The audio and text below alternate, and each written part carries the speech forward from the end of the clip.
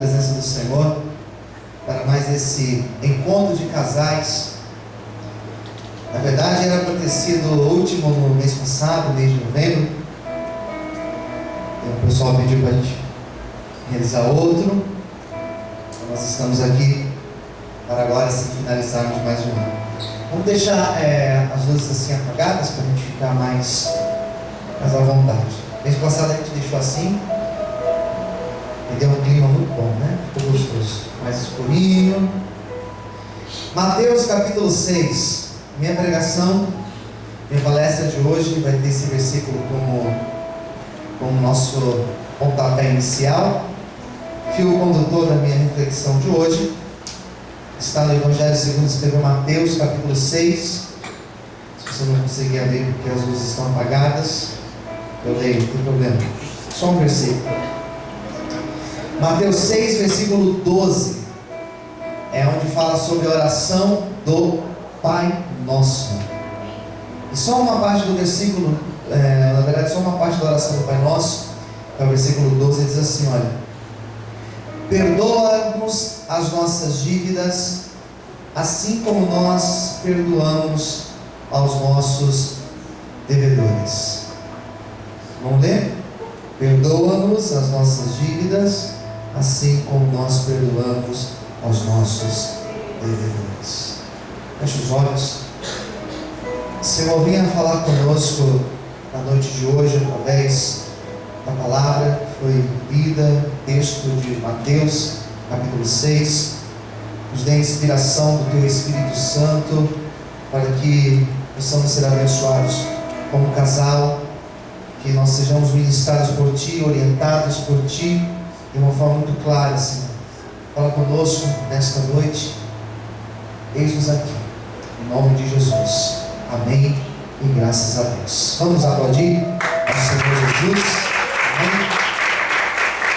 Queridos, eu tenho feito da seguinte maneira as palestras para casais. Eu tenho usado alguns referenciais, né? Tenho usado alguns autores para trazer inspiração, trazer uma experiência maior, para que não seja simplesmente palavras, o conhecimento meu, experiências que eu tenho como pastor, também como casado, mas que eu possa pegar aí outras ideias, outros pensamentos para a gente trazer e juntar, lógico, o nosso conhecimento com o meu conhecimento, o conhecimento da minha esposa, da pastora, daquilo que nós ouvimos fazendo atendimento diariamente, né? E eu lembro quando eu comprei esse livro, o livro que eu vou apresentar para vocês hoje, é um livro chamado As 5 Linguagens do Perdão. Eu lembro de uma reflexão que eu trouxe aqui, chamada As 5 Linguagens do Amor. Foi no começo do ano. Foi muito boa, aprendemos bastante. E eu lembro que eu fui numa livraria, há um tempo atrás, uns meses atrás, e eu peguei esse livro, é do mesmo autor, do Gary Chapman. A diferença é que ele também escreve com uma autora chamada Jennifer Thomas. Então eles escreveram este livro. E aqui no livro, na introdução, ele até comenta que essa autora, Jennifer Thomas, também especialista em aconselhamento para casais, ela encontrou Gary Chapman num seminário para casais. E ela comentou com ele do livro 5 Linguagens do Amor e achou extremamente importante, formidável o livro, eu também acho isso. E eles escreveram junto esse livro. Os dois casados, os dois com suas experiências como palestrantes e também como conselheiros, resolveram escrever este livro. Então eu achei formidável. Comecei a ler, eu ainda não concluí, mas eu consegui já extrair algumas ideias para trabalhar aqui nessa noite. E para começar, né, o livro já vai dar a ideia que da mesma maneira existem formas de nós demonstrarmos o nosso amor para a pessoa que nós casamos. Existem formas de nós recebermos também essas demonstrações de amor. Às vezes eu demonstro amor de uma forma e minha esposa não entende, e nós não criamos um diálogo, né? Criamos ali um sério problema, porque às vezes eu demonstro que eu amo de uma forma, mas não é a forma que ela gostaria que eu demonstrasse. O autor vai trabalhar essa ideia nas 5 linguagens do amor. aqui ele vai falar sobre o perdão. Que existem maneiras de se pedir perdão. Quem entendeu, diga amém. Existem formas de se pedir perdão. E também existem maneiras que eu gostaria que a minha esposa pedisse perdão para mim. Ele trabalha essas ideias, eu achei formidável e eu vou compartilhar com vocês um pouquinho nessa noite. Eu separei um trechinho do livro para ler para vocês, não vou ser cansativo, mas diz assim, o primeiro trecho que eu gostaria de ler. Aqui são palavras do Gary Chapman. Acredito que as pessoas também possuem maneiras diferenciadas, melhor dizendo, de pedir perdão. E o que uma pessoa considera um pedido de desculpa sincero, não é necessariamente o que a outra aceita.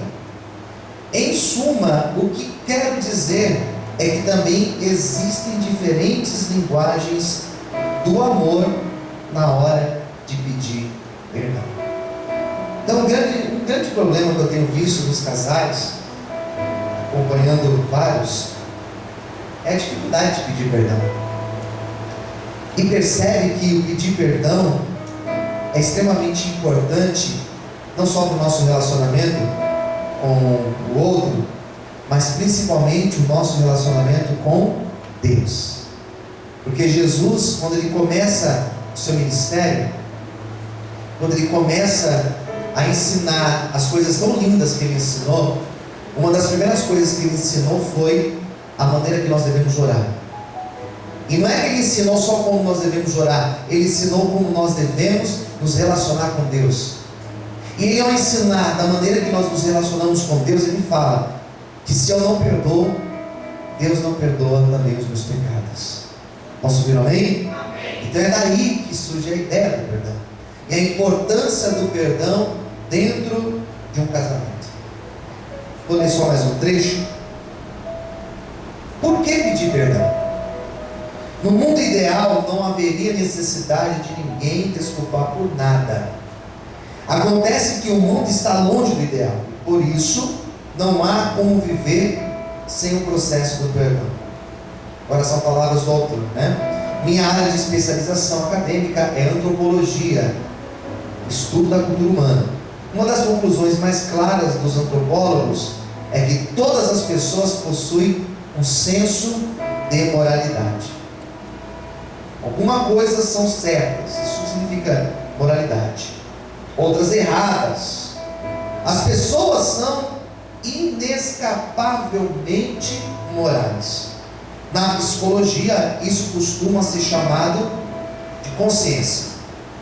Na teologia, pode ser uma referência ao senso de dever moral, ou a marca divina impressa em todos os seres humanos. É certo que os padrões que norteiam a consciência na hora de condenar ou afirmar alguma coisa são influenciados pela cultura. Por exemplo, na cultura esquimó, se alguém está empreendendo uma jornada e fica sem comida, tem total permissão de entrar no iglu de um estranho e comer o que estiver disponível. Na maioria das culturas ocidentais, entrar na casa ocupada por outra pessoa seria considerado uma invasão de domicílio, passivo de ser punida como crime. Embora o padrão que seja lícito compreenda algumas diferenças entre uma cultura e outra, ou em alguns casos dentro da mesma cultura, todo mundo possui esse senso certo e errado. Quando uma pessoa acha que outra ultrapassou esse limite, ela fica com raiva, ela se sente ofendida e magoada com aquela que traiu a sua confiança. A atitude que gerou o conflito se torna uma barreira entre duas pessoas, e os relacionamentos sofrem uma ruptura, mesmo que se esforcem para agir como se nada errado estivesse acontecendo. Elas ficam impedidas de conviver bem. Algo no interior da pessoa ofendida exige justiça. Essa realidade da natureza humana é a base de todos os sistemas judiciais. Ou seja, já no começo, por que é importante pedir perdão? E aqui começa a pregação. Porque perdão faz parte da necessidade do ser humano. Independente da nossa cultura, independente da maneira que nós fomos criados em nossa casa, porque nós carregamos muito daquilo que nós aprendemos na nossa casa, com os nossos pais, com os nossos, de repente não foi pelo pai, mas foi pelo avô, ou por um tio, sei lá, por quem foi criado, mas nós carregamos essas marcas. O pedir perdão ele é importante porque justamente impede de nós nos relacionarmos bem. Alguma coisa está errada.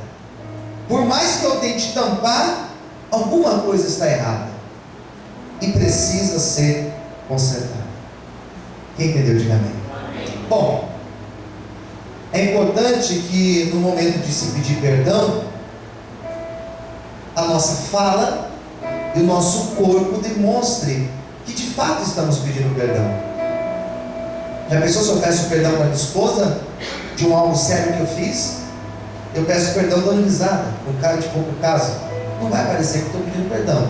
Então é necessário que o perdão, ao ser pedido, de fato a pessoa demonstre que ela está arrependida.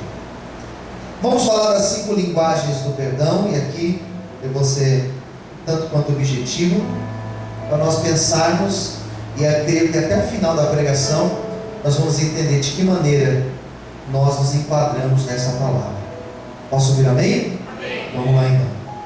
Primeira coisa, ao se pedir perdão, e aqui é a primeira linguagem que o autor destaca, ele vai chamar a primeira linguagem de manifestação de arrependimento. Ou seja, o pedido de perdão é uma demonstração de que de fato eu estou arrependido daquilo que eu fiz. É o aspecto emocional do pedido do perdão. É uma forma de demonstrar para outra pessoa que eu tenho culpa naquilo que aconteceu, que eu tenho vergonha daquilo que aconteceu, e eu sinto dor porque eu tive um comportamento inadequado. Porque às vezes casais têm problemas ao se falar de pedido de perdão, porque nem sempre a pessoa justamente ela vai demonstrar arrependimento. Nem sempre o pedido de perdão significa arrependimento verdadeiro. Nem sempre eu chegar para minha esposa e falar: olha, me perdoe, nem sempre eu falar isso para ela significa que eu estou arrependido. Talvez eu não esteja arrependido.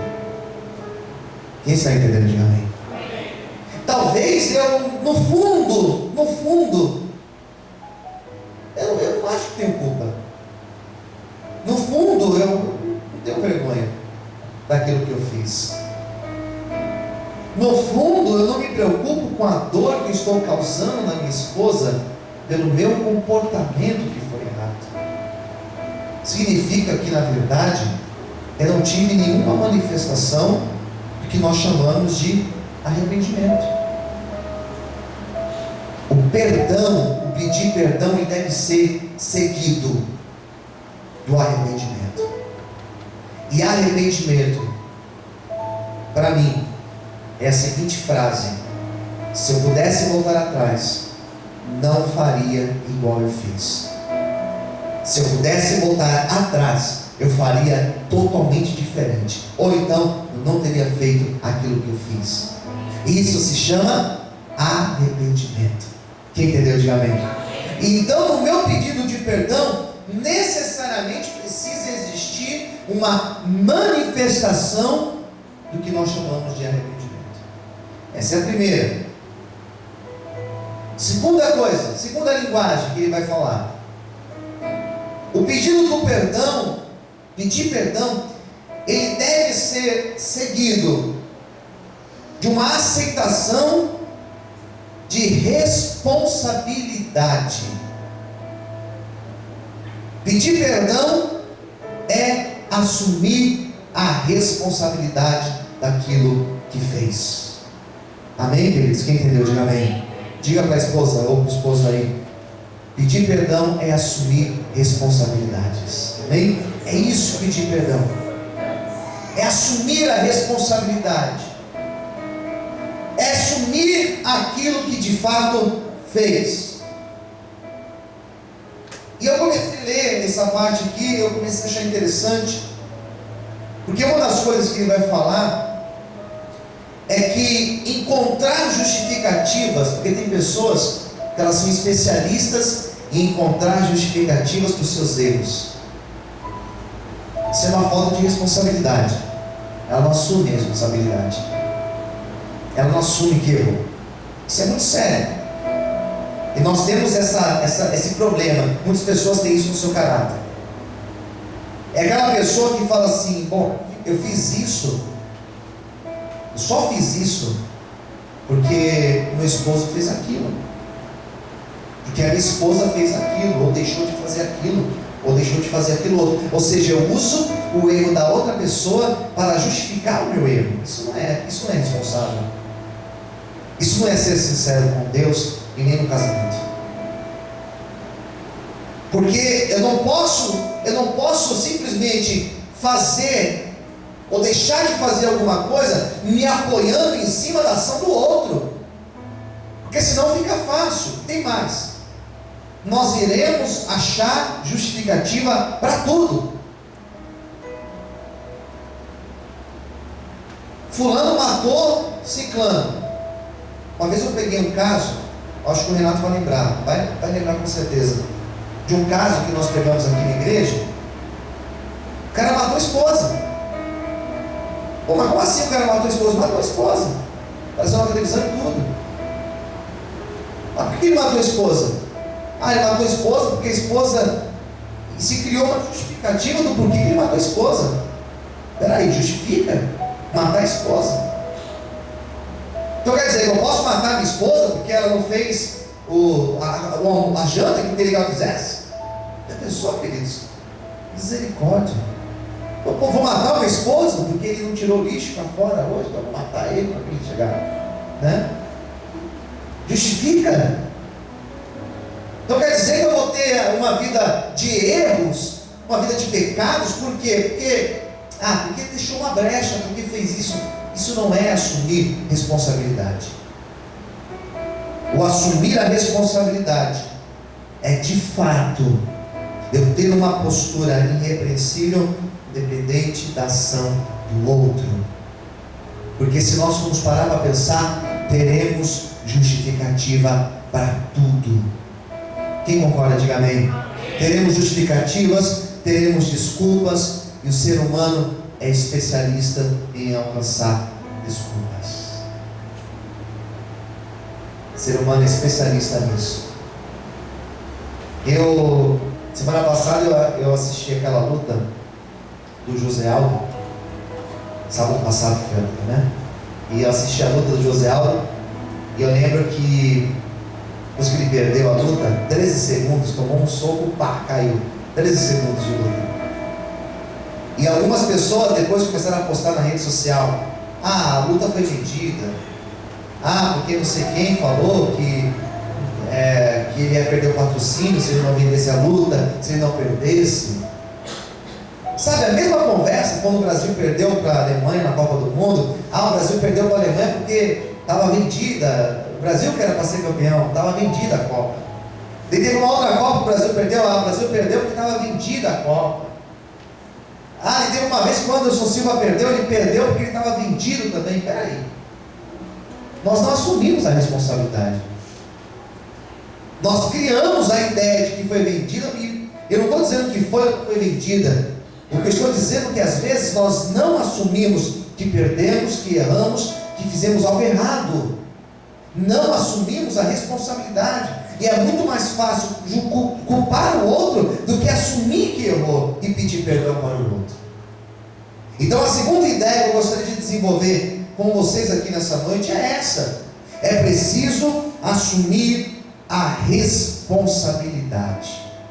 As pessoas bem-sucedidas na vida foram pessoas que em muitos momentos tiveram que dizer: eu errei.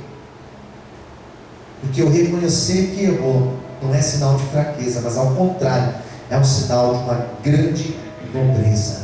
Eu errei, mas eu posso fazer diferente. Amém, queridos? Quantos podem aplaudir ao Senhor nessa noite? Graças a Deus. Amém. Terceiro lugar, pedido de perdão, queridos. E eu achei isso aqui interessante também, e me lembrei de um outro fato da nossa atualidade. Pedido de perdão requer uma compensação do prejuízo. O que significa isso? Indenização. Indenizar a pessoa. É você não somente indenizar, mas você ter uma indenização reparatória. Vou dar um exemplo para vocês, que vocês vão lembrar claramente aqui. Recentemente, lá em Minas Gerais, na cidade lá, como chama a cidade? Mariana, rompeu aquelas barragens, né? E a lama espalhou e o Rio Doce foi embora, morreu o Rio Doce. Acabou com o Rio Doce. Os peixes morreram, acabou com o oxigênio da água, aquela lama extremamente tóxica, chegou até o Espírito Santo, chegou até o mar. As empresas agora chegam perante a sociedade e elas falam o quê? Nós erramos, o erro é nosso, desculpa. Basta fazer isso, gente? Sim ou não? Não. O que tem que fazer? Uma indenização reparatória. Vai ter que indenizar o Estado, vai ter que indenizar cada família que teve a sua casa destruída, vai ter que indenizar cada profissional que vivia da pesca, vai ter que indenizar toda aquela natureza, todo o ecossistema que foi destruído, que nós nem sabemos se um dia voltará a ser próximo do que era, do que já foi. Então não basta simplesmente eu chegar e pedir desculpa. Não basta o criminoso chegar perante o juiz e falar assim: juiz, eu roubei, mas eu estou arrependido, me perdoa. Basta ele falar isso? Não, você vai ser preso. E o ser preso é, de uma certa forma, indenizar a pessoa que teve o seu bem roubado.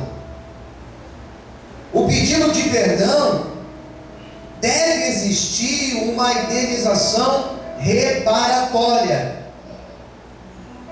O grande problema não é apenas errar. O grande problema não é você errar. O grande problema, isso eu sei porque eu ouço casais, é a pessoa que erra novamente nos mesmos erros. Quem entendeu? Diga amém. É a pessoa que erra na mesma coisa, ela insiste nas mesmas coisas.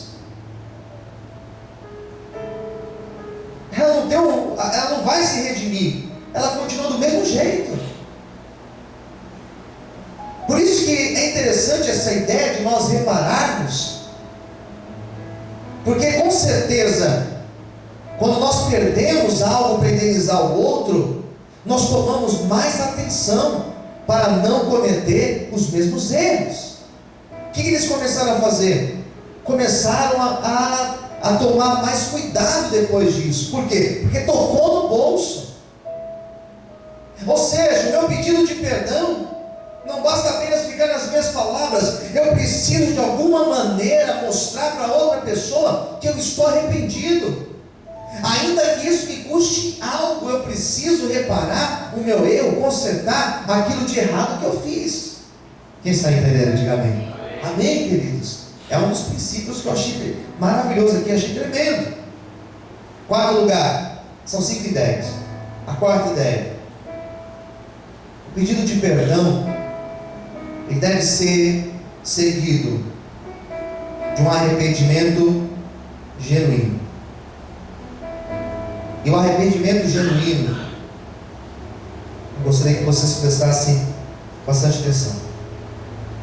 Arrependimento genuíno é a demonstração do verdadeiro desejo de mudar.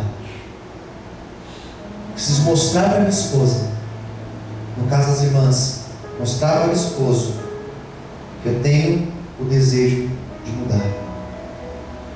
Quem entendeu, diga amém. E eu percebo que em pequenas mudanças que nós temos, elas são capazes de realizarem grandes transformações em nosso casamento. O pedido de perdão, quando ele é verdadeiramente, quando ele é genuíno, nos leva à mudança, me faz voltar e fazer diferente, me faz pensar 2 vezes antes de cometer o mesmo erro. Às vezes o arrependimento não é genuíno, então a pessoa ela vai voltar dentro daquele ciclo vicioso, que eu já citei isso em outras pregações até. Ciclo vicioso é aquela pessoa que erra, sente um peso, ela se arrepende, ela sofre, daqui a pouco ela volta no mesmo erro. E é aquele ciclo vicioso. Quando é genuíno, a pessoa ela tropeça, ela pede perdão, ela assume a responsabilidade e ela muda de atitude. E quando ela muda de atitude, a bênção de Deus vem sobre o casamento dela. Por isso, nesta noite, se nós sairmos daqui conscientes, eu me dou satisfeito. Se nós sairmos dessa palestra aqui hoje conscientes da importância que é o arrependimento genuíno, eu tenho certeza que o nosso casamento terá um novo fôlego, e no próximo ano de 2016, quando chegar no mês de dezembro, nós vamos dizer: esse foi o melhor ano do meu casamento, para a glória de Deus. Amém? Será que você pode aplaudir ao Senhor bem forte, com alegria? Amém? Em quinto e em último lugar, o pedido de perdão, ele é importante porque ele demonstra, quando você é humilde para pedir perdão para a pessoa, ele é importante porque ele demonstra o desejo que você tem de restaurar completamente o teu casamento. E essa pergunta nós devemos fazer para nós mesmos nessa noite. Se você não está vendo o teu casamento, use essa palavra para você. Eu quero consertar. Sabe que casamento é uma guerra civil. Guerra civil é diferente de uma guerra entre nações. Porque uma guerra entre nações, alguém vai ganhar e o outro vai perder. Uma guerra civil, ninguém ganha, todos perdem. Casamento, quando você não está bem, os dois perdem, os filhos sofrem. Quem concorda, diga amém. Então, quando realmente eu chego e peço perdão, e aqui está no momento sensível da palavra, e não é só pedir perdão, mas é me arrepender, é mudar, é ter um arrependimento genuíno. Quando eu faço dessa forma, eu demonstro que eu quero restaurar o meu casamento, que eu quero viver um casamento curado e restaurado. E às vezes a pessoa, ela vive um desgaste tão grande no casamento, que nem ela quer mais, nem ela mais crê. Nesses momentos, pastor, então está tudo perdido. Não, eu ainda acredito que existe um poder de Deus que pode transformar todas as coisas. Mas nós aqui, individualmente, cada um de nós aqui, só iremos pedir perdão, só iremos nos arrepender se nós olharmos para a nossa esposa, ou as irmãs olharem para o seu esposo e falar: eu quero viver um casamento restaurado com ele, eu quero viver um casamento restaurado com a minha esposa. Porque se de fato nós quisermos viver um casamento restaurado, nós vamos pedir perdão, nós vamos mudar, nós vamos orar, nós vamos buscar, e Deus vai nos dar graça para vivermos um casamento abençoado. Amém? Quantos podem aplaudir o Senhor nessa noite? Aleluia! Amém, queridos? O pedido de perdão é você reconhecer: eu fiz algo errado. E não é só reconhecer: mas eu reconheço para mim, pastor. Não, demonstre para outra pessoa. Se tiver que indenizar, indenize. Se tiver que pedir lá perdão, peça. E o interessante do pedido de perdão é que às vezes nós pedimos e queremos exigir do outro. Não, peça você. Faça você a tua parte. Se a pessoa não quiser aceitar, se a pessoa for orgulhosa, se a pessoa... eu tenho certeza que Deus vai tocar, que Deus vai fazer a obra. De alguma maneira essa pessoa será constrangida para viver a mudança também na vida dela. Quem entendeu, diga amém. Pelo menos é dessa forma que eu creio. Quando nós pedimos perdão, nós estamos dispostos a entregar na mão da pessoa. No caso dos homens, entregar na mão da esposa. No caso das esposas, entregar na mão do esposo a responsabilidade do futuro do casamento. A minha parte eu fiz. A responsabilidade está nas tuas mãos. Isso é muito sério, queridos. A responsabilidade está nas tuas mãos. A minha parte eu fiz, eu me arrependo, eu peço perdão. Essa é a vida justamente para isso. Em último lugar, quando nós pedimos perdão, nós estamos nos abrindo a viver o que de fato Jesus nos ensinou. E quando nós nos arrependemos, existe perdão para as nossas vidas. Amém? E eu glorifico a Deus porque casamento perfeito não existe. Vivemos fases muito boas no nosso casamento. Vivemos fases que você fala: olha, está tudo legal. Hoje eu tomei café com o irmão e ele falou assim: pastor, eu estou na melhor fase do meu casamento. Tem que aproveitar essas fases, porque o casamento às vezes tem fases boas, às vezes tem aquelas fases bem difíceis. O pedido de perdão ele vai estar presente em todos os momentos. Por quê? Porque nós somos falhos. Eu posso querer acertar sempre, mas eu sempre vou errar. O grande problema não é errar, é permanecer no erro, é não se arrepender, é não pedir perdão. Então que nessa noite nós possamos nos abrir para isso, que nós possamos ser humildes para isso, pedir perdão quantas vezes forem necessárias. E no outro lado também, perdoar. Se nós quisermos viver um casamento feliz, teremos que pedir perdão e teremos que perdoar muitas vezes. Perdoar muitas vezes, pedir perdão muitas vezes. E assim nós vamos viver um casamento na presença do Senhor. Amém, queridos? Eu gostaria de orar por cada um de vocês essa noite. E eu peço que você fique em pé agora.